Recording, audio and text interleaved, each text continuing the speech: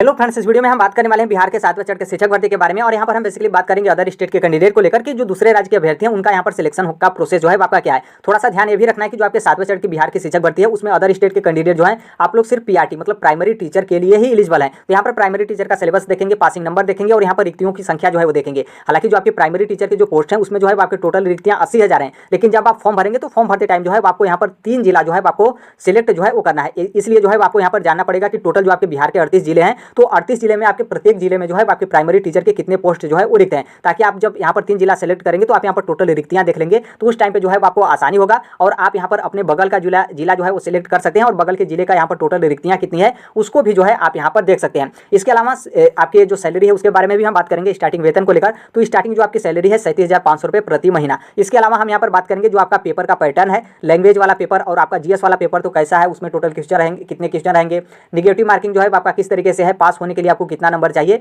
और जो आपके सिलेबस हैं उसके जो है आपके मतलब टॉपिक वगैरह किस तरीके से हैं, इसके बारे में भी जो है हम यहाँ पर इस वीडियो में जो है बात करने वाले हैं। तो देखिए हर एक चीज़ जो है यहाँ पर इस वीडियो में बात करेंगे डिटेल में, तो थोड़ा सा वीडियो जो है आपका लंबा हो सकता है लेकिन आप मैनेज कर लीजिएगा। यदि आप अदर स्टेट के कैंडिडेट हैं और आप इस वीडियो को देख लेते हैं तो आपको फॉर्म भरना ही नहीं बल्कि आप 7वें चरण की शिक्षक भर्ती के बारे में काफ़ी ज़्यादा अच्छी जो है आप जानकारी जो है हासिल कर सकते हैं। बाकी आप बिहार के मूल निवासी भी होंगे तो आप इस वीडियो को देखेंगे तो आपके लिए भी जो है ये वीडियो हेल्पफुल जो है आपका रहेगा। बाकी यहाँ पर बता दें कि सभी लोग जो है आवेदन कर सकते हैं, मतलब अदर स्टेट के कैंडिडेट भी जो है अब आप लोग जो है फॉर्म भर सकते हैं। जो वेबसाइट है उस पर जो है आपका अपडेट हो गया है तो अदर स्टेट के कैंडिडेट का भी जो है आपका फॉर्म जो है सबमिट हो रहा है। देखिए सबसे पहले यहाँ पर बात करेंगे सैलरी को लेकर, क्योंकि सैलरी सबसे बड़ा मोटिवेशन होता है।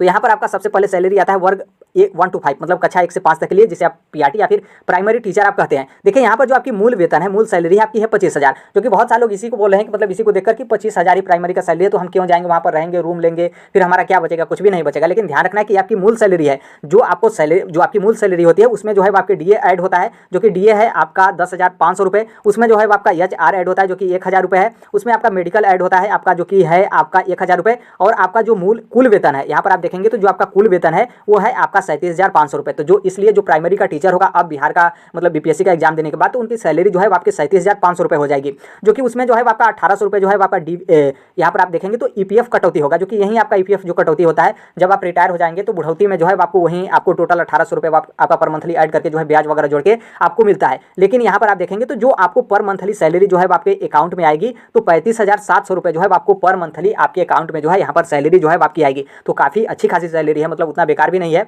कि आपका, लेकिन आपकी सैलरी जो है आपकी 37,500 रुपये है। भले ही आज के डेट में आपके अकाउंट में मिला है लेकिन आपको 37,500 रुपये ही जोड़कर आपको जो है वो मिलेगा। तो यहाँ पर आपको ध्यान रखना है मासिक जो आपका वेतन है वो है आपका 35,700 रुपये। उसी तरीके से आप जूनियर का देख सकते हैं कक्षा 6 से 8 तक के लिए तो 40,080 रुपये जो है आपकी सैलरी। हालांकि जूनियर कक्षा 6 से 8 तक के लिए तो आपकी वैकेंसी ही नहीं है तो आप यहाँ पर देख सकते हैं, लेकिन जो आपकी टोटल कुल सैलरी है वो है आपकी कुल सैलरी 41,880 रुपये। उसी तरीके से आप देखेंगे कक्षा 9 से 10 तक के लिए जो माध्यमिक के टीचर होते हैं तो उनकी यहाँ पर टोटल कुल वेतन है इनका कितना 46,260 रुपये और इनको पर मंथली जो आपका ईपीएफ कटौती है कटने के बाद जो है आपका मिलेगा 44,460 रुपये जो है आपका पर मंथली। और उसी तरीके से यहाँ पर तो कक्षा 9 से 11 तक के लिए हो गया। फिर वहीं कक्षा 11 से 12 तक के लिए जो टीचर हैं उनकी आप सैलरी देखेंगे तो वहीं आपका 48,000 रुपये सैलरी रहेगा और इनको मिलेगा कितना 46,000 रुपये जो है वो यहाँ पर मंथली जो है इनकी सैलरी जो है वो मिलेगी। हालांकि जो आपके माध्यमिक और उच्च माध्यमिक का है बिहार का उसमें जो है वो अदर स्टेट के कैंडिडेट एलिजिबल नहीं है, क्योंकि उसमें क्या मांगा है एसटीटी का मतलब होता है स्टेट टीचर एलिजिबिलिटी टेस्ट, जो कि अदर स्टेट के कैंडिडेट जो है इसके बारे में तो बहुत सारे लोग जानते भी नहीं है, बहुत सारे लोग जानते हैं लेकिन एसटीटी एग्जाम जो है उन लोग क्वालिफाई नहीं है। हालांकि कल का वीडियो जो है आप देख लेंगे तो आपको जो है समझ में आ जाएगा कि माध्यमिक और उच्च माध्यमिक के लिए बिहार में एसटीटी जो है आपका क्या है।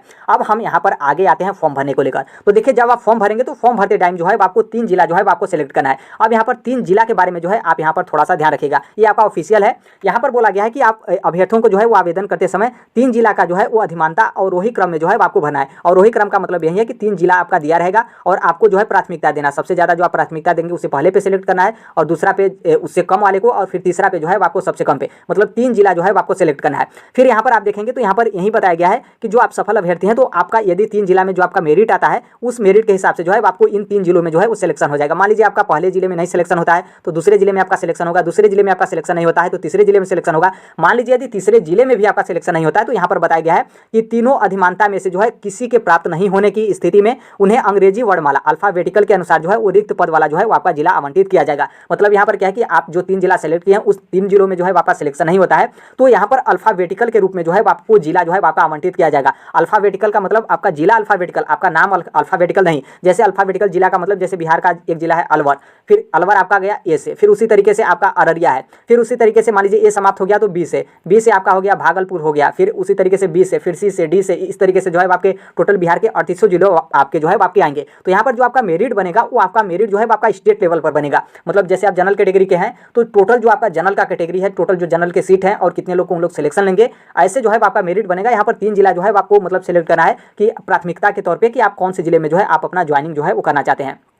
अब यहाँ पर आपने देख लिया। अब यहाँ पर देखिए जब आप फॉर्म भरेंगे तो यहाँ पर इस तरीके से जो है आपको देखने को मिलेगा कि जैसे यहाँ पर आपको 3 जिला जैसे गोपालगंज, जमुई, किशनगंज, ध्यान रखना है कि आपको केवल 3 ही जिला सेलेक्ट करना है और एक ही जिला आप बार बार सेलेक्ट नहीं कर सकते। जैसे यहाँ पर गोपालगंज सेलेक्ट किए तो फिर दूसरा में आप गोपालगंज सेलेक्ट कर दिए, ऐसा आप नहीं कर सकते। तीनों जिला जो है आपको अलग अलग और सिर्फ आपको 3 ही जिला जो है वो सेलेक्ट करना है। अब यहाँ पर सबसे बड़ा महत्वपूर्ण यहाँ पर यह है कि आप कैसे जो है वो 3 जिला सेलेक्ट करेंगे, क्योंकि 3 जिला सेलेक्ट करना भी आपके लिए काफी ज्यादा महत्वपूर्ण है। क्योंकि यहाँ पर क्या है कि जैसे मान लीजिए आप कोई भी जिला सेलेक्ट करते हैं और उन 3 जिला में जो है आपका सिलेक्शन नहीं हो पाता है, फिर उसके बाद आपका अल्फाबेटिकल जो है आपका मतलब अल्फाबेटिकल के जिला के तौर पर जो है आपका पता नहीं किस जिले में जो है आपका भेज दिया जाएगा। जैसे मान लीजिए आप यहाँ पर कैमूर मतलब जैसे मान लीजिए आप यहाँ पर कैमूर जिले के बॉर्डर पे पड़ते हैं, आप जैसे सोनभद्र जिले में, या फिर मान लीजिए आप कैमूर जिले के बॉर्डर पे पड़ते हैं, जैसे आप उत्तर प्रदेश का चंदौली जिले के, या फिर मान लीजिए उत्तर प्रदेश से आप किसी और जिले में आ रहे हैं, तो आप इस बगल वाले 3 जिलों को सिलेक्शन मतलब सिलेक्ट करने में आप गड़बड़ी कर देते हैं। तो फिर पता चला आपको इसी तरीके से जिला आवंटित हो गया, किशनगंज में, बांका में आपका आवंटित हो गया, समस्तीपुर में आपका आवंटित हो गया, फिर जो है आपके किशनगंज में आपका आवंटित हो गया, मतलब या फिर पश्चिमी चंपारण में आवंटित हो गया, अलवर में आवंटित हो गया। इसी तरीके से आपका दूर दूर जिला जो है आपका मतलब आपको भेज देगा, तो भी जो है आपको काफी ज्यादा दिक्कत होगा। तो इसलिए 3 जिला आप सिलेक्ट करेगा तो ध्यान से जो है आपको सिलेक्ट करना है। यहाँ पर आप टोटल जिलों की रिक्तियां जो है आप देख सकते हैं। जैसे यहाँ पर क्रम संख्या देखेंगे तो यहाँ पर आपके क्रम संख्या दिया गया 1 का मतलब आपका पहला जिला दिया गया। उसी तरीके से आप यहाँ पर देखेंगे तो टोटल जो है आपके 3800 जिला का जो है यहाँ पर आपकी रिक्तियां हैं। आप यहाँ पर जैसे आप यहाँ पर देखिए पहले ऑप्शन पे है आपका अररिया। अररिया में देखेंगे तो सामान्य विषय के लिए कितने टीचर हैं, 1365 मतलब 1365। लेकिन यहाँ पर ध्यान रखना है कि आपका सीट का बंटवारा कैसे होगा। अब यहाँ पर देखिए 1365 सिर्फ और सिर्फ अररिया जिले में रिक्तियाँ हैं। फिर ये जो है आपके सामान्य विषय के लिए उर्दू और बांग्ला का यहाँ पर विषय है, तो उर्दू और बांग्ला से आपका कोई मतलब नहीं है, क्योंकि यहाँ पर आप सामान्य विषय के टीचर हैं, तो यहाँ पर आपका सामान्य से मतलब है। मान लीजिए उर्दू बांग्ला से आप होंगे तो आप इसे थोड़ा सा देख सकते हैं, बाकी हम यहाँ पर सामान्य के लिए बात करें तो यहाँ पर आपका सामान्य विषय के लिए जैसे अररिया का यहाँ पर है तो टोटल 1356 जो है आपकी रिक्तियां हैं। लेकिन ध्यान रखना है कि जैसे आप मान लीजिए मेल कैटेगरी है तो इसमें से जो है आपको 50% यहाँ पर जो है आपका भाग दे देना है, सीट निकाल देना है, क्योंकि 50% जो भी जिस जिले की सीट है 50% सीट जो है आपके फीमेल के लिए जो है आपके मतलब फीमेल के लिए आपका रिजर्व होता है। फिर जो आपका 50% सीट बचता है, फिर उस 50% सीट में जो है आप जो भी अलग अलग रिजर्वेशन का कैटेगरी होता है उसमें जो है आप डिवाइड कर दीजिएगा। फिर डिवाइड करने के बाद जो आपका जनरल का सीट होगा तो फिर आपको जो है वो जिला सेलेक्ट करना है। तो इस तरीके से आप डिवाइड करेंगे तब आपको पता चलेगा कि जनरल कैटेगरी के लिए जो है आपके टोटल कितने सीट जो है आपके हैं। लेकिन इतना ध्यान रखिएगा कि जिस जिले में जो है आपके यहाँ पर रिक्तियां संख्या ज्यादा रहेगा तो आपका सामान्य विषय मतलब जो जनरल कैटेगरी के हैं तो उनको भी यहाँ पर जो है वो सामान्य मतलब ज्यादा सीट जो है आपको देखने को मिलेगा। जैसे आप यहाँ पर देखेंगे तो आपका जैसे भागलपुर है तो भागलपुर में आपके 1678 जो है आपकी टोटल रिक्तियां हैं। इसी तरीके से आप देखेंगे तो यहाँ पर जो आपका समस्तीपुर है, समस्तीपुर में जो है आपके सबसे ज़्यादा रिक्तियां, यहाँ पर आप देखेंगे समस्तीपुर तो समस्तीपुर में 7218 जो है आपकी टोटल रिक्तियां हैं। फिर उसी तरीके से आप पटना, जैसे आप मान लीजिए बहुत सारे लोग हैं सोचेंगे कि हम अदर स्टेट जा रहे हैं तो पटना के लिए तो हर एक जगह से ट्रेन चलती है तो हम पटना ही पहला सेलेक्ट कर देते हैं। तो पटना सेलेक्ट करें, कितना सीट है 1720, जो कि आप यदि पटना सेलेक्ट करें तो पटना में ऑलरेडी बहुत सारे लोग रहते हैं और नॉर्मल सी बात है पटना आपकी राजधानी है तो वहाँ पर बहुत सारे लोग एजुकेटेड लोग भी रहते हैं और सब कोई चाहता है कि हम राजधानी में रहें ताकि उसके अलावा भी जो है आपको बहुत सारे रास्ते मिलते हैं तैयारी वगैरह के लिए। तो आप यहाँ पर सेलेक्ट करके क्या फायदा मिलेगा, पता चला आपको पटना आप सेलेक्ट किया, पटना मिला भी नहीं, फिर उसी तरीके से आपका बॉर्डर मतलब लास्ट वाले भेज दिया, नेपाल के बॉर्डर पे तो झारखंड के बॉर्डर पे या फिर यूपी के बॉर्डर पे, इस तरीके से जो है आपका भेज दिया। तो जिला सेलेक्ट करते टाइम जो है आपको ध्यान रखना है। और ये जो आपका जिला वाला लिस्ट है इसे हम टेलीग्राम पे जो है वो शेयर कर देंगे। अब आगे आते हैं आपके सिलेबस को लेकर। तो देखिए यहाँ पर थोड़ा सा ध्यान रखिएगा कि जो आपका सिलेबस है और जो आपका एग्जाम का पैटर्न है वो आपका 2 पेपर जो है आपका होगा। जैसे यहाँ पर एक जो आपका पेपर होगा आपका लैंग्वेज को लेकर पेपर होगा और लैंग्वेज का पेपर जो है आपके टोटल 100 नंबर के रहेंगे, टोटल 100 क्वेश्चन देखने को मिलेगा। 2 घंटे जो है आपके समय मिलेंगे, जो कि भाग वन में जो है आपका इंग्लिश रहेगा और इंग्लिश जो है आपके टोटल 25 क्वेश्चन जो है आपका रहेगा। 25 इंग्लिश जो है वो सभी कैंडिडेट को देना यहाँ पर कंपलसरी है। फिर जो यहाँ पर भाग 2 है मतलब जो आपका लैंग्वेज वाला है, लैंग्वेज 1 में जो आपका भाग 1 है तो उसमें आपका इंग्लिश रहेगा जो कि 25 नंबर का और दूसरा आपका रहेगा 75 नंबर का, जो कि 75 नंबर में 3 यहाँ पर भाषा है। जैसे आपका हिंदी हो गया या फिर उर्दू हो गया या फिर बांग्ला, जो कि तीनों में से जो है आपको एक सेलेक्ट करना है। जैसे आप हिंदी लेते हैं तो आपको यहाँ पर हिंदी जो है 75 नंबर का देखने को मिलेगा। यदि आप उर्दू लेते हैं तो आपको उर्दू 75 नंबर का देखने को मिलेगा। यदि आप बांग्ला लेते हैं तो बांग्ला जो है आपको 75 नंबर का जो है वो देखने को मिलेगा। तो इसलिए यहाँ पर ध्यान रखिएगा कि जैसे आपने हिंदी ले लिया तो आपको यहाँ पर 25 नंबर का इंग्लिश और 75 नंबर का जो है आपको हिंदी का पेपर जो है वो देखने को मिलेगा। टोटल कितने हो गए? टोटल जो है आपके 100 नंबर के पेपर हो गए। 2 घंटे का जो है आपके पास समय रहेगा। निगेटिव मार्किंग जो है आपके लैंग्वेज वाले में नहीं है, और यहाँ पर दोनों को मिलाकर 100 नंबर में जो है आपको 30 नंबर लाना कंपलसरी है। यदि आप 30 नंबर नहीं ला पाते हैं तो आपका जो है वो जीएस का जो मतलब जो आपका जीएस वाला मतलब एग्जाम है वो जो है आपकी कॉपी वगैरह चेक नहीं होगा। इस तरीके एक तरीके से आप जो है फेल माने जाएंगे, क्योंकि यहाँ पर जिस तरीके से आपका सीसेट में पास होना कंपलसरी होता है और सीसेट का नंबर जो है आपके मेन जीएस से जो है आपके ऐड नहीं होते हैं, तो उसी तरीके से इसमें जो है आपके लैंग्वेज वाले में 100 में से आपको 30 नंबर लाना है, और ये वाला जो आपका नंबर है ये आपका मेन विषय में जो है आपका ऐड नहीं होगा, वहीं पर आपका जो है वो समाप्त हो जाएगा। यदि आप पास होते हैं तो आपका ये जो जीएस का पेपर है जो 120 नंबर का, इसमें जो है आप मतलब योग्य होंगे। यदि आप यहाँ पर 30 नंबर नहीं ला पाते हैं, आप फेल होंगे, तो पेपर तो आप दे सकते हैं, लेकिन जो है आपका कॉपी वगैरह जो है आपका चेक नहीं होगा, मतलब आपको जो है फेल साबित कर दिया जाएगा। फिर अब यहाँ पर आता है सामान्य विषय, जो कि आपका सामान्य विषय मेन है। इसी के बेस पर जो है आपका सिलेक्शन बनेगा और इसी के नंबर के बेस पर जो है आपका मेरिट बनेगा। कोई और स्थान से जो है आपका नंबर वगैरह जो है आपका ऐड नहीं किया जाएगा। टोटल 120 नंबर का रहेगा, 2 घंटे का समय रहेगा। आप यहाँ पर देख सकते हैं जो आपका सिलेबस है, जिसमें आपका प्राथमिक गणित रहेगा, रीजनिंग रहेगा, सामान्य जागरूकता रहेगा, और फिर उसके बाद सामान्य विज्ञान रहेगा, सामाजिक विज्ञान, भारतीय राष्ट्रीय आंदोलन, भूगोल और पर्यावरण रहेगा। और फिर यहाँ पर जो आपकी ये जो आपका पेपर रहेगा ये आपका SCRT मतलब जो आपका बिहार का बोर्ड का बुक होता है, बिहार बोर्ड जैसे यूपी बोर्ड, MP बोर्ड इस तरीके से आपका होता है, तो आपका SCRT मतलब बिहार बोर्ड के जो बुक होंगे उससे जो है आपके यहाँ पर टॉपिक जो है वो रहेंगे। एक बात और ध्यान रखिएगा कि ये जो है आपका बिहार का पेपर है, तो जैसे आप यहाँ पर देखेंगे, तो जैसे यहाँ पर आप देखेंगे सामाजिक विज्ञान, तो सामाजिक विज्ञान में जितने भी टॉपिक हैं, तो जो भी आपका प्रश्न पूछेगा मैक्सिमम जो है आपका बिहार से रिलेट करते हुए पूछेगा। जैसे भारतीय राष्ट्रीय आंदोलन के बारे में यहाँ पर बोला गया है, तो भारतीय राष्ट्रीय आंदोलन में बिहार का क्या योगदान है, बिहार किस तरीके से भारतीय राष्ट्रीय आंदोलन में शामिल हुआ, कैसे जो है वो अपना योगदान दिया, तो इस तरीके का जो है आपको प्रश्न देखने को मिलेगा। भूगोल जैसे है, तो भूगोल में बिहार का भूगोल किस तरीके से है, बिहार का पर्यावरण किस तरीके से है, तो मतलब जो भी प्रश्न पूछेगा वो आपको मैक्सिमम जो है आपको बिहार से रिलेट होकर जो है आपको देखने को मिलेगा, मतलब बिहार से रिलेटेड। तो इसको जो है आपको ध्यान रखना है। इसमें जो है आपकी निगेटिव मार्किंग जो है होगा। निगेटिव मार्किंग जो है आपके 2 तरीके से होंगे। अब आप सोचेंगे कि 2 तरीके से निगेटिव मार्किंग ये आपका कहाँ से हो गया? देखिए यस, यहाँ पर जैसे क्या है कि मान लीजिए कोई प्रश्न आपका आता है, प्रश्न में जो है आपके 4 विकल्प रहेंगे। जैसे यहाँ पर आप देखेंगे बीपीएससी का पेपर, तो इसमें पूछा है कि 2011 की जनगणना के अनुसार बिहार की कुल साक्षरता दर का सही प्रतिशत जो है आपका कितना है, और यहाँ पर आप देखेंगे तो यहाँ पर 5 विकल्प जो है आपका दिया गया है, 5 विकल्प A B C D E। तो यहाँ पर यदि मान लीजिए E वाला विकल्प नहीं देता है, सिर्फ 4 ही विकल्प देता है A B C D, तो इसमें आपको जो है आपका 1/3 जो है आपका नंबर कटेगा। और यदि यहाँ पर आपका 5 विकल्प देता है, जैसे आप यहाँ पर देखेंगे तो आपका इस प्रश्न में आपका 5 विकल्प जो है आपका दिया गया है, ए दिया है, B दिया है, C दिया है, D दिया है, E दिया है। तो यदि आपका कोई प्रश्न में, जब आप बिहार टीचर का जीएस का पेपर देंगे, तो उसमें यदि 5 प्रश्न यहाँ पर 5 विकल्प आपके रहते हैं, तो उसका यहाँ पर फोर्थ कर लीजिएगा, 1/4 जो है आपका नेगेटिव मार्किंग रहेगा। मतलब यदि 4 विकल्प रहेगा तो 1/3 आपका नेगेटिव मार्किंग होगा, और यदि आपका यहाँ पर 5 विकल्प रहेगा तो 1/4 जो है आपके यहाँ पर नेगेटिव मार्किंग जो है आपका रहेगा। तो इस तरीके से 2 तरीके से जो है आपका नेगेटिव मार्किंग रहेगा।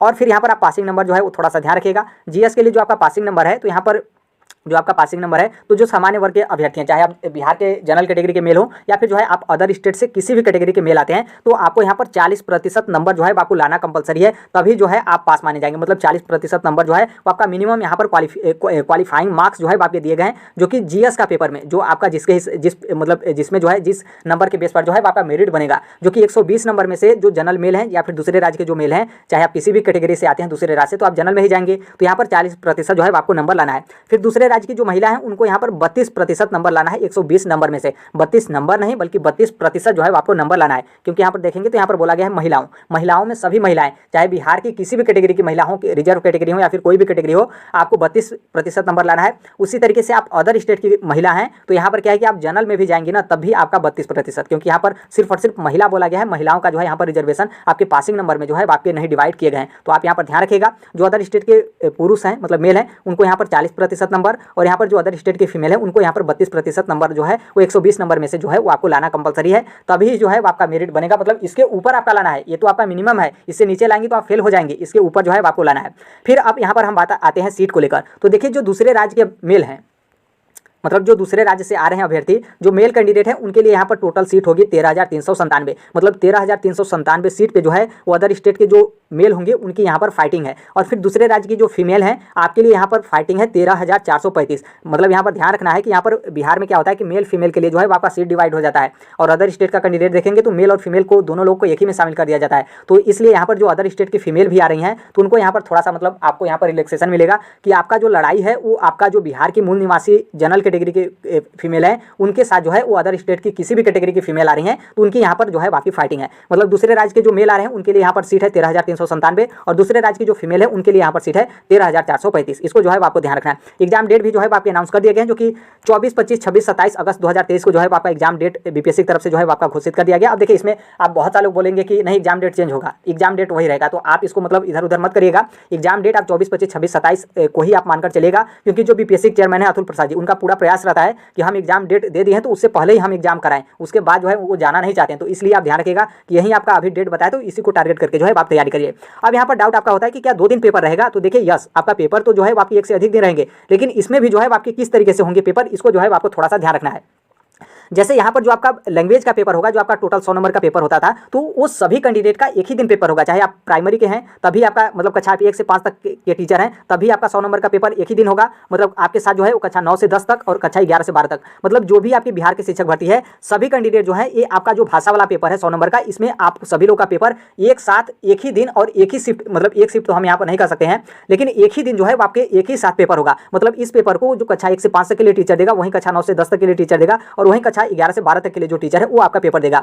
अब ये हो गया जैसे आपके मॉर्निंग में ये आपका लैंग्वेज वाला पेपर हो गया। फिर उसके बाद जो आपका इवनिंग वाला पेपर है, तो इवनिंग वाला में जो है जो बीपीएससी है या फिर जो बिहार का शिक्षा विभाग है उनके तरफ से ये डिसाइड नहीं किया गया है कि जो हम दूसरे मतलब जो आपके इवनिंग वाले टाइम में पेपर लेंगे, तो वो हम कक्षा 1 से 5 तक के लिए जो टीचर है उनका हम जीएस का पेपर लेंगे, या फिर कक्षा 9 से 10 तक के लिए जो टीचर है उनके हम जीएस का पेपर लेंगे, या फिर कक्षा 10 तक से जो 12 तक के टीचर हैं उनके हम जीएस का पेपर लेंगे। तो इसलिए यहाँ पर थोड़ा सा ध्यान रखना है। यदि मान लीजिए प्राइमरी वाले जो टीचर है उनका यदि पेपर हो जाता है, तो प्राइमरी के जो टीचर हैं इनका जो है एक ही दिन में पेपर जो है आपका समाप्त हो जाएगा। सुबह आपका हो गया लैंग्वेज का पेपर और शाम को हो गया आपका जीएस का पेपर। यदि मान लीजिए 9 से 10 तक के लिए कर देते हैं कि हम 9 से 10 तक के लिए टीचर जो है उनका हम पहले दिन क्या करेंगे कि जीएस का पेपर लेंगे, तब फिर यहाँ पर नॉर्मल सी बात है, अब प्राइमरी वाले जो टीचर है उनका पेपर अगले दिन जो है आपका कंडक्ट करा जाएगा। तो इसलिए यहाँ पर ध्यान रखिएगा, लेकिन मैक्सिमम चांस है कि जो प्राइमरी वाले टीचर है उनका सुबह में जो है आपका लैंग्वेज का पेपर होगा और इवनिंग में जो है आपका जीएस का पेपर जो है आपका यहाँ पर जो है आपका कंडक्ट करा जाएगा। एक बात यहाँ पर और ध्यान रखना है कि जो आपके बीपीएससी के चेयरमैन है या फिर जो आपका बिहार शिक्षक भर्ती का नोटिफिकेशन है उसमें साफ साफ बोला गया है कि यदि अभ्यर्थी मतलब फॉर्म भरने वाले कैंडिडेट की संख्या 6 लाख से अधिक होती है तब हम 1 से अधिक शिफ्ट में जो है पेपर कराएंगे। तो 1 से अधिक शिफ्ट में जो है हम पेपर कराएंगे। तो नॉर्मल सी बात है, जो आपका प्राइमरी शिक्षक भर्ती है उसमें तो जो है वो आपके 6 लाख से अधिक तो यूपी वाले फॉर्म भर देंगे, मतलब अदर स्टेट के कैंडिडेट फॉर्म भर देंगे। तो इसलिए पूरा फुल चांस है कि आपका पेपर जो है अलग अलग शिफ्ट में होगा। तो नॉर्मल सी बात है, अलग अलग शिफ्ट में पेपर होगा तो पेपर आपके 1 से अधिक दिन जो है आपके चलेंगे। तो यहाँ से जो है आपको यहाँ पर ध्यान रखना है। बाकी यही है अपडेट, और आई होप इसको आप अच्छे तरीके से देखे होंगे तो समझ में जो है आपको आ गया होगा। सबसे ज़्यादा जो आपका महत्वपूर्ण है ये आपका महत्वपूर्ण है जिले वाली की टोटल जो है आपके जिले की कितनी रिक्तियाँ हैं, ताकि जब आप फॉर्म भरते टाइम जब आप 3 जिला सेलेक्ट करेंगे तो आप ये रिक्तियाँ देख लें, उसके बाद ही सिलेक्ट करिए। और इस रिक्तियों को देखिए और बिहार के जिलों को देखिए और किस राज्य से जो है आप आ रहे हैं, आपका पड़ोसी जिला कौन सा पड़ रहा है और उस जिले में जो है वो कितनी रिक्तियां पड़ रही हैं, ताकि आप ऐसे फॉर्म भरेंगे तो आपको कहीं ना कहीं जो आपका 3 जिला है उसमें जो है आपका यदि बैठ जाता है तो बहुत अच्छी बात है। यदि मान लीजिए इन तीनों जिलों में जो है आपका चयन नहीं हो पाता है तो फिर उसके बाद जो है आपको काफ़ी परेशानी जो है वो झेलना पड़ेगा, क्योंकि ऑटोमेटिक जो है आपका पता नहीं किस जिले में फेंक देगा, ये जो है वो नहीं कहेगा। आप लोग मतलब स्टार्टिंग में तो यही सोचेंगे कि चलो छोड़ो हटाओ किसी तरीके से नौकरी लगे, लेकिन जैसे आप ज्वाइनिंग कर लेंगे फिर उसके बाद दिक्कत होने लगता है। तो इसलिए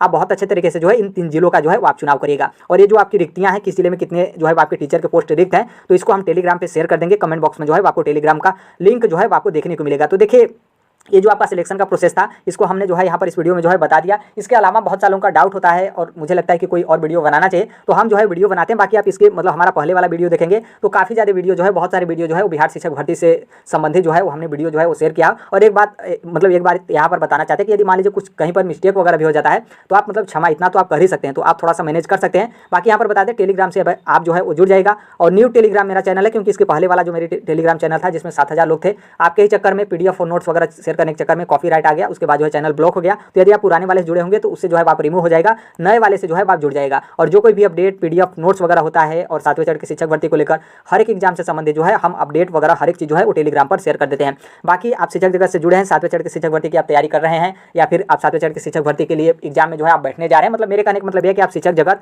या फिर किसी भी कॉम्पिटिटिव एग्जाम की आप तैयारी करते हैं तो इस platform right to education Sonbhadra को जो है सब्सक्राइब कर लीजिएगा। तो यही है 7वें चरण की शिक्षक भर्ती को लेकर हमने हर एक चीज़ बता दिया। सैलरी को लेकर तो देखिए सैलरी मतलब अच्छी खासी है, उतनी खराब नहीं है। 37,500 रुपये बहुत ज़्यादा वेतन होता है आपके प्राइमरी टीचर के लिए, तो आप मैनेज कर लीजिएगा और अपनी तैयारी पर जो है पूरा मतलब जोरदार लगा दीजिए, क्योंकि 1 से 1.5 महीने जो है आपके पास समय है। 24, 25, 26, 27 जो है आपकी एग्जाम डेट जो है आपकी बीपीएससी की तरफ से जो है आपकी अनाउंस किए गए हैं। बाकी यहाँ पर एक बात सबसे महत्वपूर्ण बात यह है कि आप लोग अभी फॉर्म भरिएगा तो फाइनल कंप्लीट पेमेंट जो है आप मत करिएगा, क्योंकि 7वें चरण की शिक्षक भर्ती को लेकर बहुत सारे आंदोलन वगैरह आपके हो रहे हैं कि अदर स्टेट के कैंडिडेट को जो है बिहार में न शामिल किया जाए, उनको जो है बाहर किया जाए। तो प्लीज़ आप चाहे बिहार के निवासी हो या फिर अदर स्टेट के कैंडिडेट हो, भर्ती पे क्या होगा, स्टे लगेगा, बहुत सारे बोल रहे हैं कि रद्द वगैरह होगा, तो आप लोग अभी फॉर्म भर लीजिएगा। फॉर्म भरने के बाद आप लास्ट तक जो आपका पेमेंट वाला प्रोसेस है उसे जो है आप पेमेंट मत करिएगा, क्योंकि 12 जुलाई 2023 फॉर्म भरने का लास्ट डेट है और अभी जो है आपके पास लास्ट डेट जो है आपका अच्छा खासा अभी जो है वो समय बचा है। तो इस चीज़ को भी जो है आपको ध्यान रखना है। तो यही अपडेट, बाकी जो कोई भी होगा हम शेयर करने के मिलते हैं नेक्स्ट वीडियो में। तब तक के लिए thank you, bye bye, take care, all the best. Thank you for listening, God bless you all, thank you.